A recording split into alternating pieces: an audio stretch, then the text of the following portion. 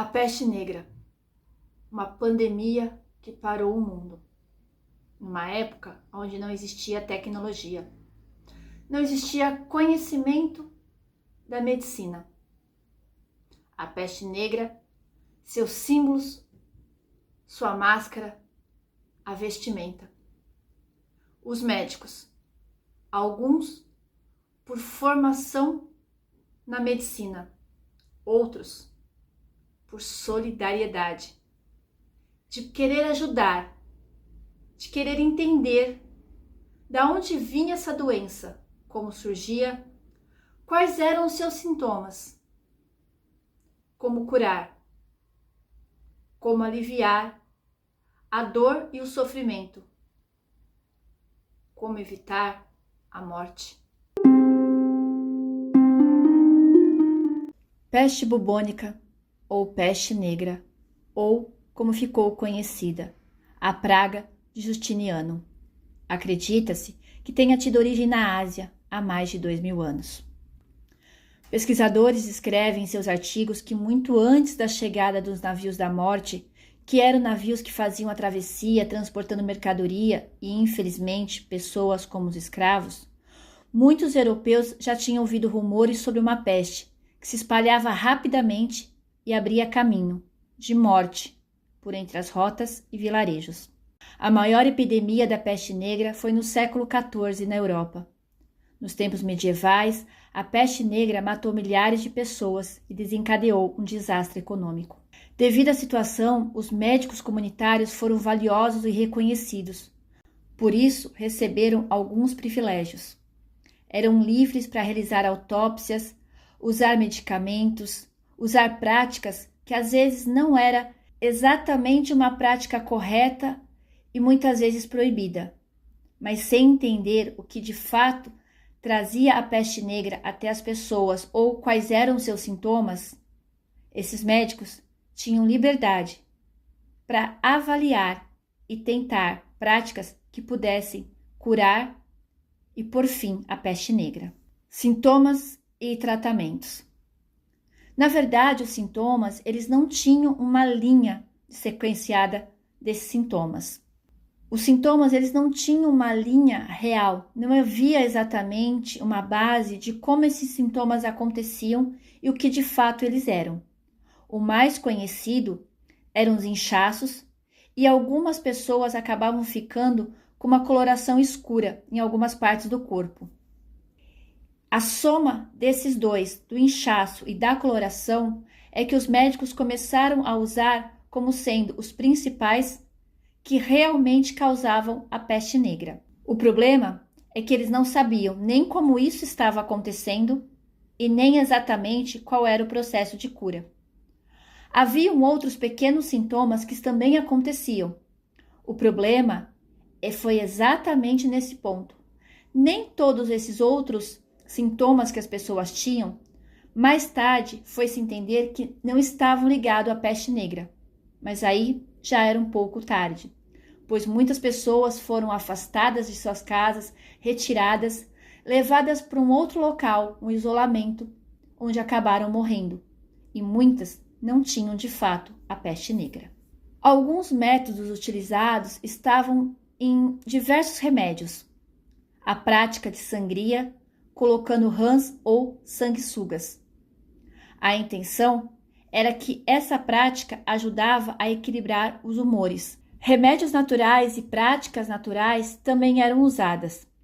Tomar ar fresco, beber água limpa e potável, e havia também um suco de preparação de rosa mosqueta, que era na época considerada um elixir para a saúde.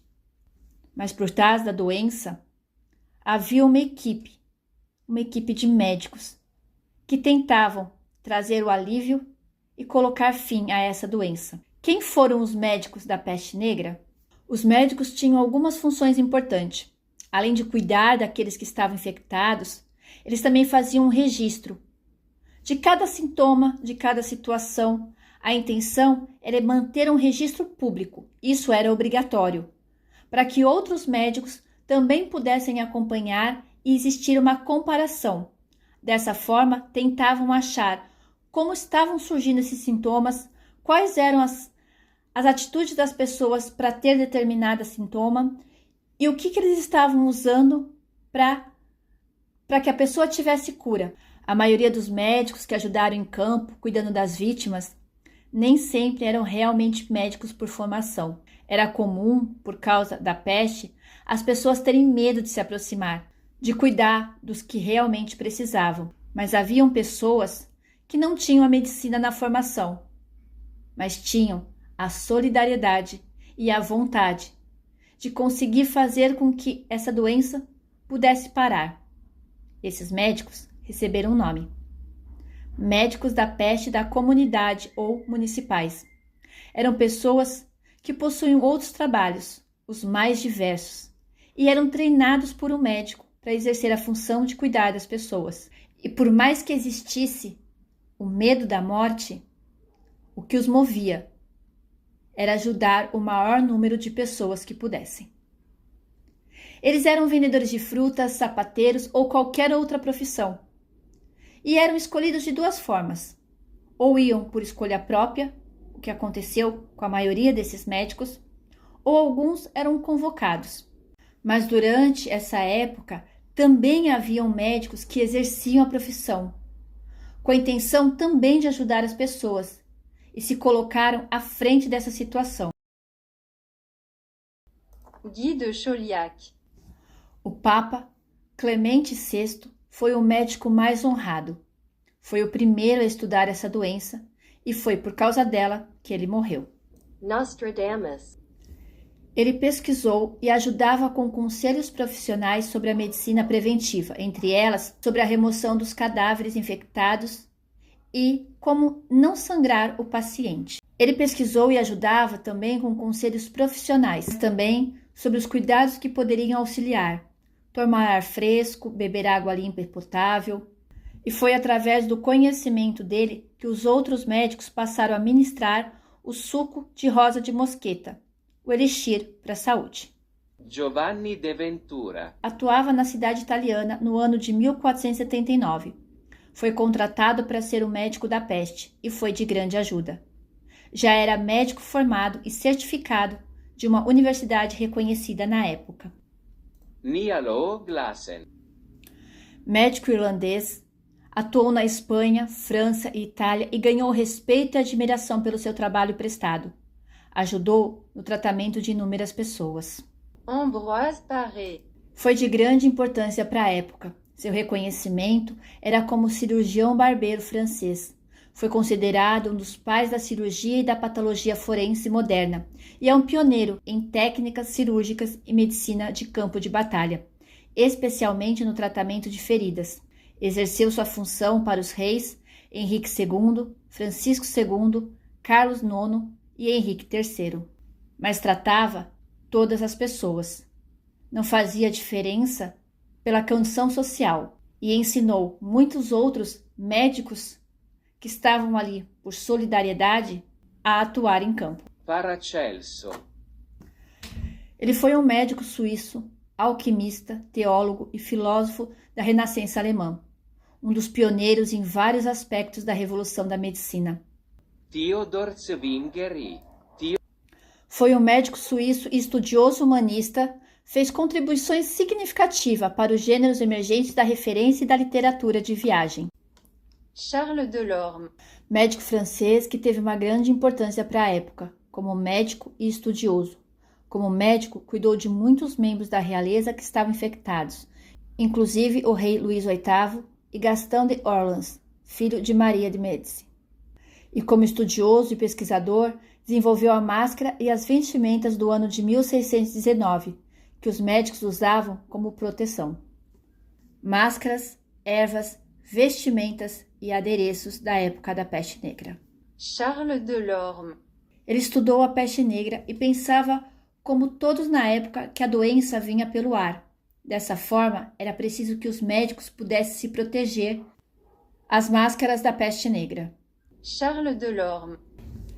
Ele criou e desenvolveu a primeira máscara que foi usada na peste negra, com base nas primeiras máscaras de gás ou capuz de gás que foram usados na Primeira Guerra Mundial.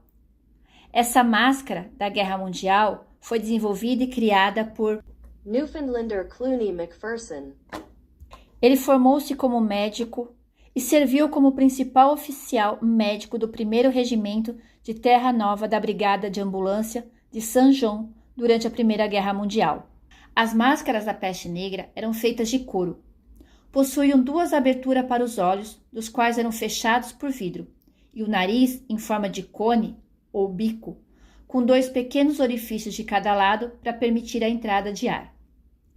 Esse cone ou bico havia algumas ervas e palhas que, quando o ar de fora entrava pelo orifício da máscara, passava por elas, limpando dessa forma o ar, ou seja, purificando o ar externo antes que o médico pudesse respirá-lo. As ervas usadas nas máscaras. Era um composto com mais ou menos 50 ervas entre algumas substâncias. Elas tinham a função de purificar o ar, pois o cheiro que vinha externo por causa da doença era muito complicado de ficar sentindo o tempo todo. Dentre essas ervas haviam folhas de hortelã, erva cidreira, mirra, cravo, canela, entre outros.